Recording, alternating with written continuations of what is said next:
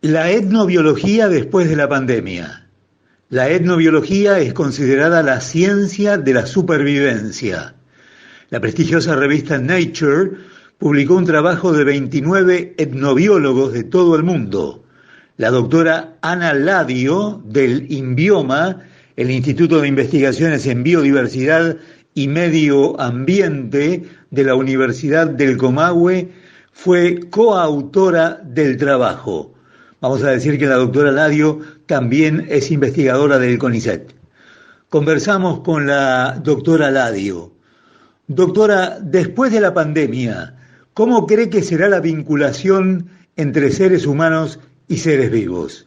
Realmente es muy difícil saber cuáles van a ser los vínculos en el futuro luego de esta pandemia, ¿no? Lo que sí sabemos los etnobiólogos, que hay distintas formas de vincularse con la naturaleza, no hay una sola. La que nosotros más conocemos es la de los vínculos que establece en general, como una gran generalización, la sociedad de mercado, que son vínculos que tienen que ver con la dominación de la naturaleza, con la explotación, ¿no? Que tiene que ver con prácticas que tienen que ver con reglas de mercado, ¿no? También uno ve vínculos que tienen que ver con el desapego, ¿no? Con un modo de interacción totalmente de aislamiento, de alejamiento de la naturaleza. Pero lo que uno ha aprendido, especialmente los etnobiólogos que trabajamos con comunidades locales, con comunidades aborígenes, con comunidades originarias, es que puede haber otros vínculos, como los vínculos de crianza mutua, ¿no? Que son, digamos, los más generalizados, ¿no? Donde las sociedades se sienten parte de la naturaleza y por lo tanto mantienen prácticas de utilización de la misma que están siempre en sintonía en general con la regeneración de los recursos naturales, ¿no? Entonces no puedo decir bien qué va a suceder en el futuro, pero realmente hay modelos para seguir como ejemplo. El centro de sus preocupaciones tiene que ver con las problemáticas sociales y ambientales. En ese sentido le pregunto cómo cree que se transformará la etnobiología considerada la ciencia de la supervivencia. Efectivamente, a la etnobiología se la llama por algunos autores la ciencia de la supervivencia, y esto tiene que ver porque al trabajar con comunidades locales y comunidades originarias muchas veces se ha podido revalorar, algunos llaman rescatar, aunque a mí esa palabra no me gusta, saberes ambientales, saberes sobre plantas, sobre animales, que realmente estaban en proceso de pérdida o de desactivación, ¿no? Debido a todos los cambios socioambientales. Entonces, de alguna manera, nuestra disciplina ha podido poner en valor todo ese patrimonio biocultural que se está perdiendo y donde ahí están escondidas posiblemente muchas soluciones de conservación, ¿no? Y con respecto a cómo se va a transformar la disciplina, también es todo un acertijo, pero sin duda para nosotros que trabajamos en el campo, y va a ser una condición necesaria, obviamente, tener medidas de seguridad sanitaria. Imagínense que los pueblos originarios desde un comienzo han sufrido pandemias que han producido etnocidios, por lo tanto esto es un episodio más, por lo tanto tenemos que tener una responsabilidad enorme en el cuidado sanitario de nuestro trabajo, ¿no? La etnobiología es una ciencia que tiene un carácter dinámico, ¿no? Entonces no hay duda que la pandemia es un antes y un después en la humanidad y por lo tanto también nosotros vamos a tener que cambiar, ¿no? Muchísimos de nuestros procedimientos, como por ejemplo este. Después yo pienso que la disciplina tiene que tener un rol o una participación distinta con las comunidades originarias que hasta ahora no ha sido del todo completa, que es justamente integrar verdaderamente el conocimiento tradicional, pero no como un conocimiento subordinado al conocimiento científico, sino como un conocimiento que esté en un mismo nivel y poder trabajar de una manera mucho más igualitaria, ¿no? Ese también es otro de los desafíos. Y para mí el principal es que la etnobiología tiene que cada vez con mayor voz alertar, ¿no? Sobre todos estos conocimientos y sabidurías, todo este patrimonio biocultural que está en manos de estas sociedades que tienen condicionamientos estructurales de cientos de años y que no pueden desarrollar su conocimiento tradicional y por lo tanto este conocimiento y su subsistencia está en peligro, ¿no? Entonces esta pandemia ha mostrado más que todo esas desigualdades y nosotros, nuestro trabajo empírico en el campo, vamos a poder aún más demostrar la tremenda pérdida biocultural que eso significa. Hablemos de los ejes del trabajo publicado en Nature. ¿De qué manera la pandemia impactaría sobre los modos de vida de las comunidades indígenas y locales y su manejo de los recursos? Bueno, en el artículo discutimos distintos temas. Primero, cómo impactará en las comunidades indígenas las formas de uso de los recursos naturales post-COVID, que en realidad en ese momento que cuando fue escrito se hablaba en futuro, pero en realidad son cosas que están sucediendo en el presente, lamentablemente. Después otro eje es cómo la crisis va a guiar nuestras formas de interacción y estudio con las comunidades, especialmente pensando en la protección, ¿no? Dado que son las poblaciones más vulnerables, más bien más vulneradas. Y tercero, pensamos las nuevas prioridades que nuestra disciplina debiera tener. ¿De qué manera la pandemia afectará las futuras interacciones entre los investigadores y las comunidades locales? El artículo fue escrito en abril, por lo tanto ahí se hablaba de futuro, de cómo va a impactar en las sociedades originarias, en las comunidades locales y sin embargo, bueno, ahora ya tenemos los hechos concretos, ¿no? Está generando un altísimo impacto en todas las comunidades originarias, por ejemplo, de América. Hay números escalofriantes de personas que están contagiadas o han fallecido. Y esto se debe a los condicionamientos estructurales que desde hace 500 años todas estas sociedades han sufrido, ¿no? Que no les permite desarrollar su conocimiento, sus formas tradicionales de cuidado, ¿no?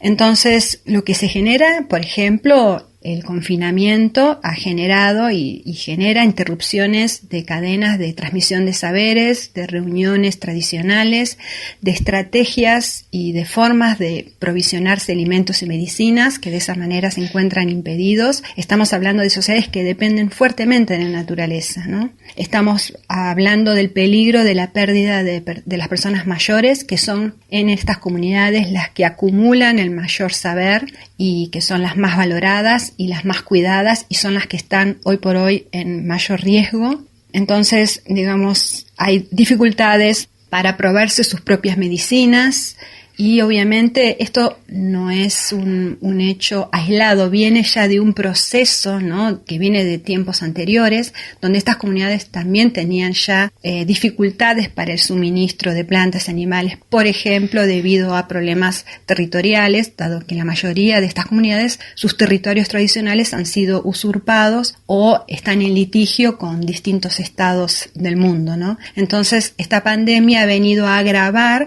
una situación preexistente y que ahora realmente vuelve esta situación un verdadero etnocidio. Doctora Ladio, ¿cuáles deberían ser las nuevas prioridades de la disciplina? Bueno, las nuevas prioridades tienen que ver obviamente con distintos tópicos, pero uno creo que me resulta muy importante es de poder tener mayor financiamiento para poder trabajar junto con las comunidades locales y poder fortalecer o que se fortalezcan las propias redes de contención que tienen las comunidades, pero en este momento están como, digamos, desarmadas. También las nuevas ideas tienen que ver con el entrenamiento también a los integrantes de las sociedades para que ellos mismos puedan realizar sus investigaciones y de esa manera obviamente va a estar mucho mejor plasmada las miradas locales. Y también es un trabajo con la sociedad no originaria, ¿no? Que es justamente la de encontrar o poder mostrar empíricamente esas grandes diferencias de conexión con la naturaleza que se ven, por ejemplo, en las ciudades, en la sociedad global, versus lo que uno ve en estas comunidades, ¿no? Entonces, poder con nuestro trabajo y en forma empírica, ¿no? Poder mostrar la importancia de los conocimientos sobre alimentación, sobre medicina verde, sobre actividades y formas de alimentarse o sanarse de forma preventiva, digamos, pienso que nuestra disciplina tiene que profundizar mucho más el trabajo colaborativo con las comunidades originarias. Y sin duda, ahí van a salir un montón de saberes que son sumamente importantes para la sociedad toda. Entonces, también es muy importante que se cumplan todos los protocolos y todas las legislaciones nacionales e internacionales que tienen que ver con el respeto de estas culturas, con el consentimiento previo informado, es decir, de no hacer ningún tipo de investigación que no contenga el consentimiento de las personas, el crédito, ¿no?, que tienen estas sociedades por todos sus saberes y la participación de beneficios en el caso de que haya algún saber que pueda tener un impacto a nivel internacional, ¿no? Como lo establece, por ejemplo, el Tratado de Nagoya, ¿no? Es decir, que hay muchos aspectos en los cuales nosotros podemos focalizar en esta nueva etapa, ¿no?, que tiene que ver con esto, ¿no?, con una mayor visibilización de la importancia de estas sociedades que han podido mantener las redes de la vida a pesar de todas las limitaciones estructurales que han sufrido, ¿no?, que han sido vulnerados, y poder realmente llegar a una mirada de un mundo multicultural.